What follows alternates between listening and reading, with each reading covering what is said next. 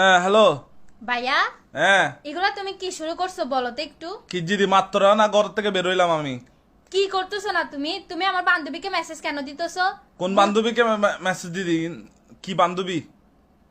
তুমি বুঝতেছো না কোন বান্ধবী? এগুলা সব মিথ্যা কথা। আমার বান্ধবী আমারে বলছে তুমি আমার বান্ধবীরে বলতেছো গুড মর্নিং গুড নাইট তো দেখা গুড করো। মর্নিং গুড নাইট বলা কি খারাপ? এগুলো তুমি কেন বলতেছো? এগুলো তোমার কেন বলতে হচ্ছে বুঝতেছি না আমি। তো এখানে খারাপ কি করছি? রাতে কল দিচ্ছ, ওকে দেখা করতে বলতেছো, এটা তো খারাপ। আমার রাতে কলে গুলা বুলেট সাফ করে কি কি এখন কি কি তো কাহিনী? এখন আমার বান্ধবীরা আমাকে বলতেছে তোর ভাই শেষরা।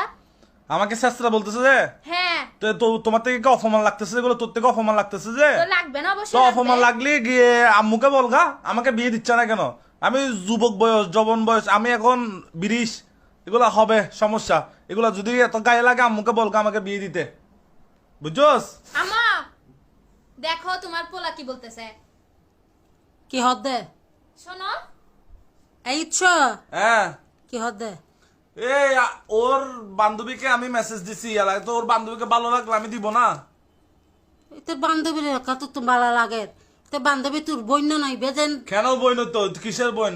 ও আমার কোনো বইন টইন না, এগুলো বই লাভ আছে? ইবে কিরম হতা কিল্লাই তো তুমি আমাকে বিয়ে দিচ্ছ, তুমি আমাকে বিয়ে না দিলে তো আমি এগুলো করবোই। তোরা আগেও হই এখনো হই তোর বিয়ের বয়সই না আজু। তো বিয়ের বয়স না হলে কি এখন মস্কারি করতেছো তুমি? আমার 25 বছর পার হয়ে গেছে তো। এখনো তোরা আমি ফালির তারপর বউ ফাইলতাম, তারপর বউয়ের পিছনে আর গইব দিবি ফাইলতাম। তো এগুলা কি তোমাকে বলছে নাকি তোমার ফালতে হবে? তুমি বিয়েটা করাই দাও না, বাকিটা আল্লাহ দেখে নিবে।